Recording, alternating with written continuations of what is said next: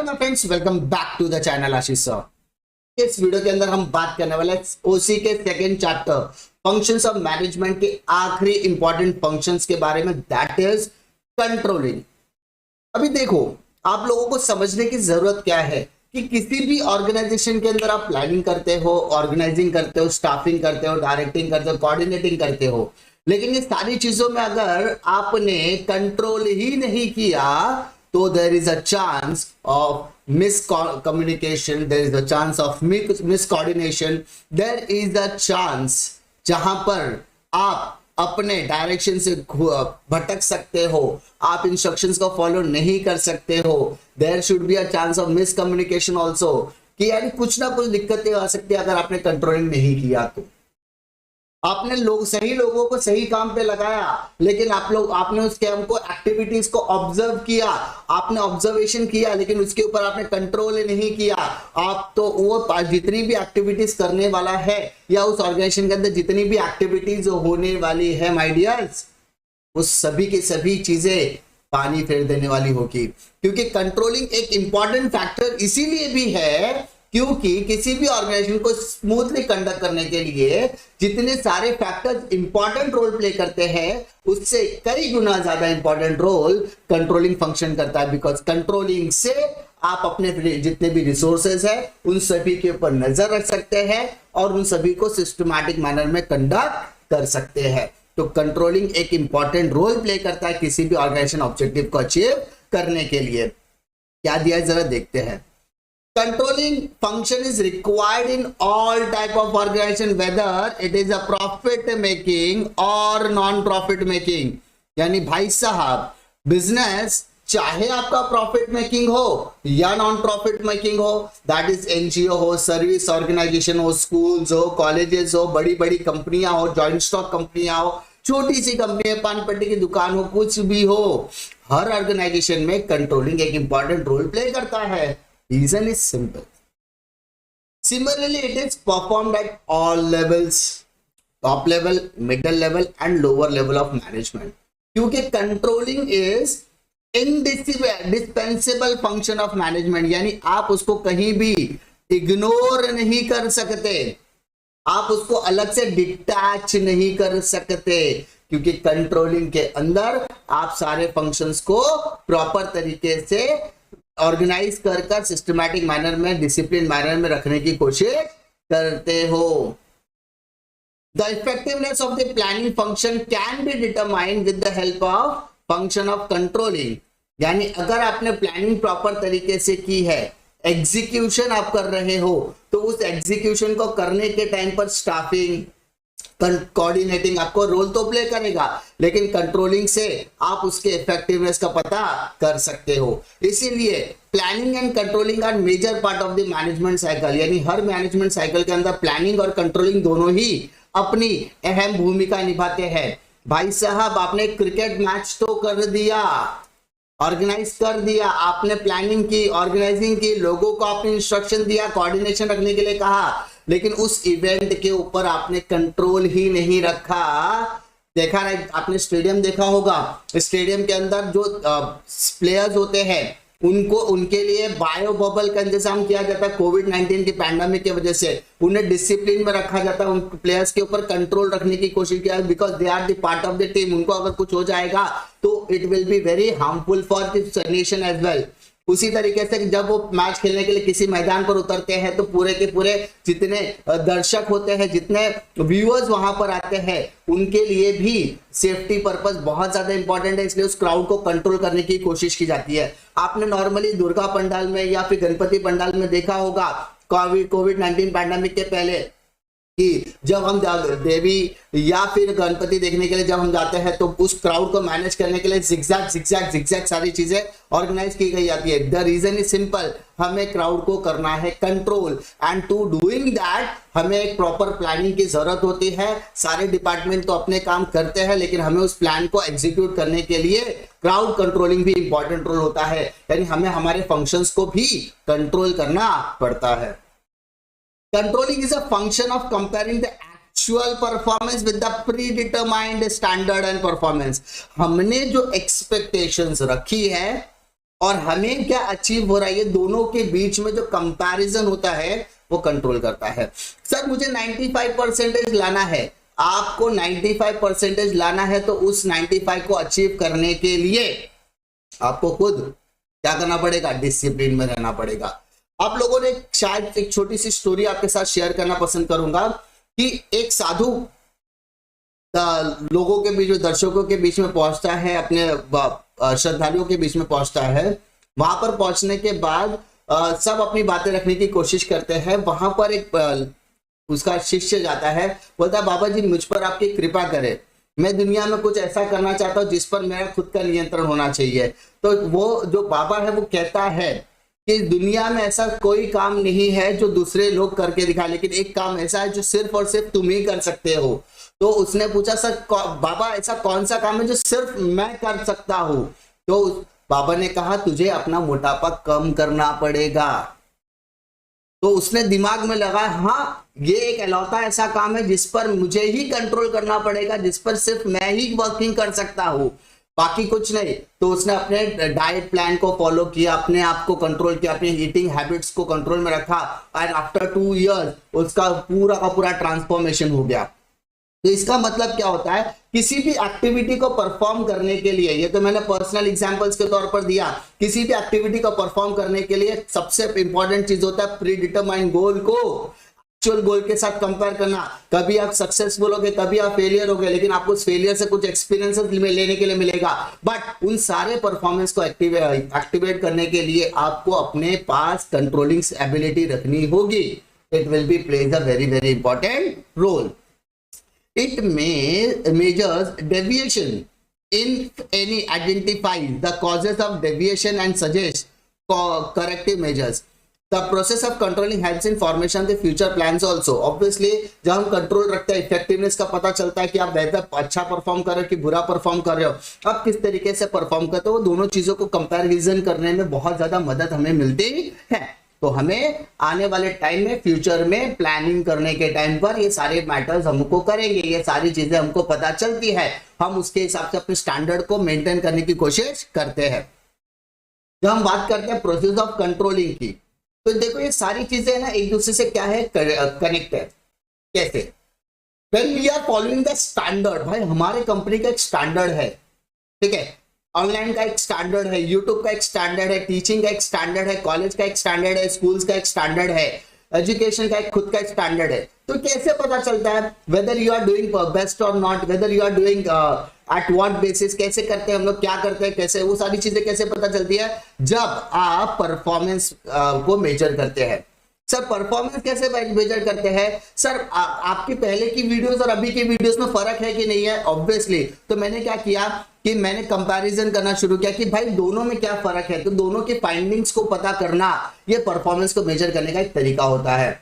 उसके बाद जो हमने एक्चुअल में परफॉर्म किया हुआ है, जो हमने एक्चुअल में परफॉर्म किया हुआ है और जो हमारा प्री डिटरमाइंड था, वो दोनों को मैंने क्या किया, एनालाइज किया। और जो जो गलतियां मैं करता था, जो जो गलतियां मुझसे हुई है आज तक, उसको मैं करेक्ट करने की कोशिश कर रहा हूं, जिससे मेरे स्टैंडर्ड को इंप्रूव करने में क्या मिल रही है, मदद। उसी तरीके से आपको भी यहां पर क्या करना पड़ेगा, काम, कि आपका एक स्टैंडर्ड मेंटेन करने के लिए सबसे पहले आपको अपने परफॉर्मेंस को मेजर करना पड़ेगा, और आपको अपने एक्चुअल परफॉर्मेंस और प्रीडिटरमाइंड परफॉर्मेंस को मेजर करना पड़ेगा। और अगर आप कहीं गलतियां कर रहे हो उसको करेक्ट भी करो, तो आपका स्टैंडर्ड ऑटोमेटिकली क्या होने वाला है, इंप्रूव होने वाला है। आई होप इसमें आपको कोई दिक्कत नहीं होगी। नाउ मूव टू डेफिनेशन वाला पार्ट। यहाँ पे 3 डेफिनेशंस आपको दिए गए हैं, जिसमें से मैं 3rd डेफिनेशन लेने की कोशिश कर रहा हूं। बहुत इजी डेफिनेशंस में से एक है, इसीलिए control is the process of taking steps to bring actual results and desired results closer together. कल सुबह उठ के आपको कोई काम करना है, कल सुबह उठकर आपको कोई काम करना है, it is a desired result, और आपने वो एक्चुअली काम किया, वो एक्चुअल रिजल्ट है। तो दोनों के रिजल्ट में कंपैरिजन या दोनों के रिजल्ट को नजदीक लेके आने के प्रोसेस को हम कंट्रोलिंग कहते हैं। सुबह उठकर आपको कहीं पहुंचना है, मान लीजिए एग्जांपल के तौर पे आपको सुबह उठकर एसएल वर्ल्ड पहुंचना है, वाटर किंगडम पहुंचना है। वैसे ही बहुत स्ट्रेस हो गया, लगातार कोविड पैंडेमिक के से लगातार काम करते करते थोड़ा सा स्ट्रेस हो जाता है, आपको भी स्ट्रेस हो गया होगा। तो हम किस तरीके से कर सकते हैं, तो हमें थोड़ा सा रिलैक्सेशन चाहते हैं, तो मैंने सोचा चलो कल यार पिकनिक जाके आते हैं, रिसोर्ट घूम कर आते हैं, ठीक है।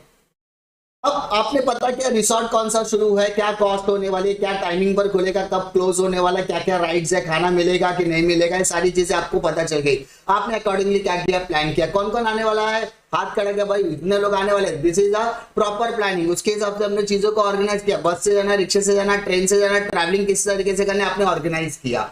आपने लोगों को अपॉइंट किया कि भाई ये लड़कियों का ग्रुप तू देख, लड़कों का ग्रुप तू देख, तो भाई ग्रुप में जाके अपन पिकनिक मना के आते हैं।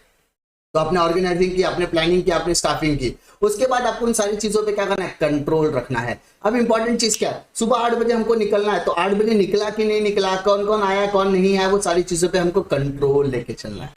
हमें 10 बजे वहां तक पहुंचना है, क्या कॉस्ट में पहुंचना है, वो सारी चीजें हमको मैटर करती है। तो हमें सिर्फ क्या करना है, अपने डिजायर रिजल्ट को, हमारे डिजायर रिजल्ट को वहां पर क्या करना है, डिटरमाइन करना है, और उस हिसाब से हमें परफॉर्म करना पड़ता है। तो हमें उन सारी एक्टिविटीज को एक्चुअल डिजायर में 11 बजे पहुंचेंगे अपन, 10 बजे पहुंचने वाले, तो उसके हिसाब से सारी एक्टिविटी को अपन ने क्या किया, कंट्रोल। और अगर एक्चुअल में पहुंच जाते हैं या उसके नजदीक में पहुंच जाते हैं, जल्दी या लेट पहुंचते, वो सारी चीजों को देखना, आइडेंटिफाई करना, यानी डिजायर्ड रिजल्ट और एक्चुअल रिजल्ट को कम नजदीक लेकर आने के प्रोसेस को ही हम क्या कहते हैं, कंट्रोलिंग कहते हैं। आई होप आपको इसमें कोई दिक्कत नहीं होगी। Now come to importance of controlling. इसमें मेजॉरिटी पार्ट्स जो होगा वो बार बार रिपीट होने वाला है, या मैंने ऑलरेडी आपको डिटेल में एक्सप्लेन किया होगा इसके पहले के आंसर्स में, लेकिन हमें गो थ्रू करना बहुत ज्यादा जरूरी है। सबसे पहले हम लोग क्या देखने वाले, इंपॉर्टेंस ऑफ कंट्रोलिंग में सबसे इंपॉर्टेंट फंक्शन है fulfilling the goals of organisation ने आपको काम पे रखा है एज ए एम्प्लॉय के तौर पे, लेकिन वो एम्प्लॉय के नाते हम काम करेंगे ऐसा चलने वाला नहीं है। हमारा हार्ट एंड सोल उसका ऑर्गेनाइजेशन के लिए रहना चाहिए, क्योंकि कंपनी भी हमारे लिए बहुत ज्यादा इंपॉर्टेंट रोल प्ले करते हैं हमारी लाइफ में। जिंदगी के अंदर अगर हमने सबसे ज्यादा टाइम स्पेंड कहीं किया होता है तो उस वर्किंग प्लेस पर किया होता है, जहां पर हम जाते हैं, काम करते हैं, अपनी जिंदगी के बहुत अहम साल हम वहां पर गुजारने की कोशिश करते हैं। तो हम वहां पर एक उसके ऑर्गेनाइजेशन ऑब्जेक्टिव के लिए भी काम करते हैं। अगर भाई साहब मेम साहब, अगर आपका उधर ऑर्गेनाइजेशन ऑब्जेक्टिव कंप्लीट होता है तो आपका डिजायर्ड रिजल्ट भी फुलफिल होने वाला है। अगर आप वहां पर दिल लगाकर काम करोगे, ऑर्गेनाइजेशन के ऑब्जेक्टिव कंप्लीट होने वाला है, तो ऑब्वियसली आपके पर्सनल ऑब्जेक्टिव भी कहीं ना कहीं कंप्लीट होने वाले हैं। आई होप आपको ऑर्गेनाइजेशन ऑब्जेक्टिव के लिए बहुत ज्यादा काम करना है। और अगर आपको लगता है आप कहीं पे चूक रहे हो, कहीं आपको लगता है आप गलत काम कर रहे हो, कहीं आपको लगता है कि you need some corrective measures, तो आपको उसके हिसाब से परफॉर्म भी करना पड़ेगा, करेक्टिव एक्शंस भी लेने पड़ते हैं, क्योंकि आप ऑर्गेनाइजेशन के ऑब्जेक्टिव्स के लिए काम करते हो। Now come to second point, क्या कहता है, making efficient utilisation of resources. आपके पास चाहे वो ह्यूमन रिसोर्सेज हो, इकोनॉमिक रिसोर्सेज, आप फाइनेंशियल रिसोर्सेज हो, कोई भी रिसोर्सेज अवेलेबल हो, उसका आपको एज पर प्लानिंग यूज करना है। आपको ट्राई ये करना है कि जो चीजें मैं इस्तेमाल कर रहा हूं उसको कंट्रोल में करूं, ताकि वेस्टेज कम हो, स्पॉइलेज कम हो। ठीक है, अगर मैं वेस्टेज कम करता हूं तो मेरे पास कॉस्ट मैटर भी हो जाएगा, कि कॉस्ट मेरा कम लगेगा, प्रॉफिट मार्जिन बढ़ सकता है, sales will be the same. दूसरा, अगर मैं वेस्ट स्पॉइलेज वगैरह सब कम करता हूं तो यहाँ पे मैं अपने ऑर्गेनाइजेशन के स्टैंडर्ड्स को इंप्रूव करने की भी कोशिश कर रहा हूं, क्योंकि जब आप कॉस्ट रिड्यूशन करते हैं with the quality product, come cost में अच्छे प्रोडक्ट लॉन्च करते हो, अच्छे रिसोर्सेज का इस्तेमाल करते हो विदाउट वेस्टेज, तो इसका मतलब आपके स्टैंडर्ड्स इंप्रूव हो रहे हैं। तो आपको जब स्टैंडर्ड इंप्रूव करने का मौका मिलता है तो ये इंप्रूवमेंट आप अपने सारे ऑर्गेनाइजेशन में लगाने की कोशिश करते हो, और इस हर एम्प्लॉइज को स्टैंडर्ड का बोलते हैं ना, हैबिचुअल अडॉप्ट भी करना पड़ता है। तो हमारे रिसोर्सेज का यूटिलाइजेशन प्रॉपर तरीके से करेंगे, वेस्टेज कम होगा, ताकि स्टैंडर्ड सेट हो सके, और उस स्टैंडर्ड्स को हमें सबको क्या करना है, फॉलो करना है। नेक्स्ट पॉइंट की तरफ हम लोग आते हैं, point number 3, accuracy of standards. अब मैंने बताया स्टैंडर्ड कैसे सेट होगा। सर स्टैंडर्ड सेट करने के लिए हमें सबसे पहले अपने परफॉर्मेंस को मेजर करना होगा। सर परफॉर्मेंस मेजर कैसे किया जाता है, हमने क्या सोचा था और क्या हुआ, दोनों के बीच में कंपैरिजन करके, दोनों के कंपैरिजन में अगर हम कहीं पे गलती कर रहे हैं तो उसको करेक्ट करो, करेक्ट करने से हम स्टैंडर्ड को इंप्रूव करने की कोशिश करते हैं। तो ये सारी चीजें कब होती है, जब हम कंट्रोलिंग प्रॉपर तरीके से करते हैं। और controlling should be not a rigid, एकदम एक्सटेंड नहीं हो, फ्लेक्सिबल होना चाहिए, ताकि हम इजीली उसको क्या करें, अडॉप्ट कर सके। हिटलरवादी नहीं होना चाहिए। We should be very adoption wise होना चाहिए, हम अडॉप्ट कर सकते हैं उस पर्टिकुलर पॉलिसीज को, ठीक है। Next point, motivates employ. Standard set करने से परफॉर्मेंस चेक होती है, स्टैंडर्ड सेट करने से परफॉर्मेंस चेक होती है, और हमें इसके बारे में एम्प्लॉयज को पहले से कम्युनिकेट करना पड़ेगा, तो वो अच्छी तरीके से काम करेगा। उनको पता होगा क्या करना है, कब करना है, कैसे करना है, क्या करना है, कब करना है, कैसे करना है, उनको पता होता है। तो वो अपने स्टैंडर्ड को मेंटेन या इंप्रूव करने की कोशिश करते हैं, जिससे उनको मोटिवेशन मिलता है कि अगर मैं अपने स्टैंडर्ड को इंप्रूव करता हूं, अपने परफॉर्मेंस को इंप्रूव करता है, तो ऑब्वियसली आने वाले टाइम में मुझे प्रमोशन मिलेगा, हमको बोनस मिल सकता है, इंसेंटिव्स भी अच्छी तरीके से मिल सकते हैं। तो हमारे मोटिवेशन के लिए भी ये सारी चीजें इंपॉर्टेंट होती है। उसके बाद हम लोग बात करते हैं ensures order and discipline. Order should be maintain and discipline should be maintain, दोनों चीजें एक साथ चलने वाली है। कैसे? टॉप लेवल मिडिल लेवल को फॉलो कर डायरेक्शन देगा, मिडिल लेवल लोअर लेवल को डायरेक्शन देगा, तो obviously this is the order place. जब रिपोर्टिंग की बात होगी तो लोअर लेवल मिडिल लेवल को रिपोर्टिंग करेगा, middle level top level management को रिपोर्टिंग करने वाला, तो ये एक ऑर्डर होता है। और लेकिन इसको करने के समय हमें डिसिप्लिन कहीं पे बोलते ना तोड़ना नहीं है कि टॉप लेवल मैनेजमेंट ने सीधा मिडिल को बिना बताए लोअर लेवल को काम कर दिया, ऐसा होगा तो कहीं ना कहीं मिडिल लेवल का एडवांटेज जो फेवर में था वो अनफेवरेबल कंडीशंस में भी जा सकता है। तो हमें वो डिसिप्लिन हमको वो प्रोटोकॉल को फॉलो करना पड़ेगा, क्योंकि जब हम स्टैंडर्ड की बात करते हैं तो स्टैंडर्ड प्रोसेस से आता है and process can not be break. Standard process से आता है, प्रोसेस को आप तोड़ नहीं सकते, तो आपको ऑर्डर और डिसिप्लिन दोनों को मेंटेन करना है। Next point, facilitates coordination. Controlling से कोऑर्डिनेशन, आपने कहा है कि आपने हर डिपार्टमेंट को एक काम सौंप दिया, आपने हर एम्प्लॉय को कुछ ना कुछ जिम्मेदारियां दी है और रोल दिया है, रिस्पॉन्सिबिलिटीज दिया है, तो आपको उन सारी चीजों को कोऑर्डिनेट करना है। बट आपको ये भी देखना क्या है वो कोऑर्डिनेशन एक्चुअल में कर रहा है, वो कोऑर्डिनेशन से मदद मिलता है कि भाई ये डिपार्टमेंट से कोऑर्डिनेट करेगा, कोई प्रॉब्लम होती है उसकी रेमेडी सॉल्व करना इजी होता है। कंट्रोलिंग का एडवांटेज ये है कि प्रॉब्लम का सॉल्यूशन भी आप निकाल सकते हो, तो आपको कोऑर्डिनेशन से देने के बाद, जिम्मेदारियां देने के बाद उनके ऊपर कंट्रोल रखने का भी काम करना पड़ेगा। Next point, psychological pressure. एक इंपॉर्टेंट चीज होती है ना, साइकोलॉजिकल प्रेशर का मतलब क्या होता है कि आपको एक स्टैंडर्ड सेट करना है, एक टारगेट सेट करना है, उनको हर एम्प्लॉय को आप अपने स्टैंडर्ड के बारे में बता दो, उनको पहले से अवेयर कर दो कि आपका परफॉर्मेंस किस तौर पर मेजर किया जाएगा। अगर आपके इवैल्यूएशन किया जाएगा, उस इवैल्यूएशन में अगर आपका परफॉर्मेंस इंक्रीज होता है या आपका इंप्रूवमेंट बढ़ता है, तो ऑब्वियसली हम आपको क्या करेंगे, रिवॉर्ड देने वाले हैं। तो उनका जो साइकोलॉजिकल प्रेशर है वो बेस्ट परफॉर्मेंस की तरफ आपको मोटिवेट करता है। आई होप आपको इसमें कोई दिक्कत नहीं होगी। Point number 8, ensures organisational efficiency and effectiveness. हमने एम्प्लॉय को काम दे दिया, रोल दे दिया, responsible, but what about the role of organisation? तो हमें ऑर्गेनाइजेशन की एफिशिएंसी इफेक्टिवनेस को चेक करने के लिए, उनके परफॉर्मेंस को चेक करने के लिए, उनके डिपार्टमेंट और ऑर्गेनाइजेशन को के कोऑर्डिनेशन को अचीव करने के लिए सारी चीजें इंपॉर्टेंट है। अगर हर ऑर्गेनाइजेशन के अंदर सारे डिपार्टमेंट प्रॉपर तरीके से काम करता है, इफेक्टिव तरीके से काम करता है, डिजायर्ड रिजल्ट को अचीव करके देने में मदद करते हैं, तो इसका मतलब ऑर्गेनाइजेशन इफेक्टिव भी है और उसकी एफिशिएंसी लेवल भी बहुत अच्छी तरीके से बढ़ रही है। Now come two point number 9, build good corporate image. ये हमने कोऑर्डिनेशन में पढ़ा था कि तालमेल अच्छा होगा, कंट्रोलिंग अच्छी होगी, तालमेल अच्छा होगा, कंट्रोलिंग अच्छी होगी, तो ऑब्वियसली कि जितने भी एक्सटर्नल फैक्टर्स है, एक्सटर्नल आपके रिलेशंस है, दैट इज कंज्यूमर हो गया, डायरेक्टर हो गया, कंज्यूमर, कॉम्पिटिटर्स, आपके गवर्नमेंट सेक्टर्स हो गए या गवर्नमेंट हो गए, गवर्नमेंट रिप्रेजेंटेटिव्स को भी एक पॉजिटिव इमेज है। अगर कंपनी के अंदर क्या कंट्रोलिंग है यार, कंपनी के अंदर क्या कोऑर्डिनेशन है, अगर आपको कोई काम करना उसका रिजल्ट भी आपको जल्द से जल्द मिला, डिजायर्ड रिजल्ट आप अचीव कर सकते हो, आप कंपनी के पास जाओगे, वो आपको अच्छी तरीके से एंटरटेन करते, आपके प्रॉब्लम को रिजॉल्व करते हैं, गवर्नमेंट को भी लगा या टाइम पे ये सारी चीजों को कंप्लायंसेस को फॉलो करते हैं, तो इससे आपको आपकी जो इमेज है वो अच्छी जाती है बाहर और आपको कॉर्पोरेट इमेज बिल्डअप करने में मदद मिलती है, आपकी गुडविल मार्केट में क्रिएट होती है। Last point, act as a guide. यानी कंट्रोलिंग फंक्शन के अंदर हम हिटलर नहीं बनना चाहिए, हमें स्टैंडर्ड सेट करना है हम प्रेशर सेट करने नहीं बैठे, हम स्टैंडर्ड सेट करने बैठे हैं। स्टैंडर्ड मैनेजर और सबऑर्डिनेट्स के लिए प्रॉपर तरीके से काम करता है, तो हमें ये सारी चीजों को प्रॉपर तरीके से काम करते समय हमें उनको एज अ गाइड के तौर पे लेना है, ना कि हिटलर के जैसा। हम उनके ऊपर डिक्टेटरशिप नहीं लाएंगे, हम उनको as a guide, as a बोलते हैं ब्रदर के तौर पे हम उनको ट्रीट करने वाले हैं। उनको जब भी जरूरत पड़ेगी तो हम उनको कोऑर्डिनेशन करके उनके सारे प्रॉब्लम को सॉर्ट आउट करने की कोशिश करेंगे। लेकिन कब पॉसिबल, जब हम उनको कंट्रोलिंग करते हैं तब। सारी चीजें प्रॉपर तरीके से चलेगी तो प्लानिंग ने जो चीजें डिजायर्ड रिजल्ट को अचीव करने की कोशिश की तो वो सभी चीजें अचीव होने वाली है। उम्मीद करता हूं कि इस क्वेश्चन में आपको कोई भी डिफिकल्टी नहीं होगी।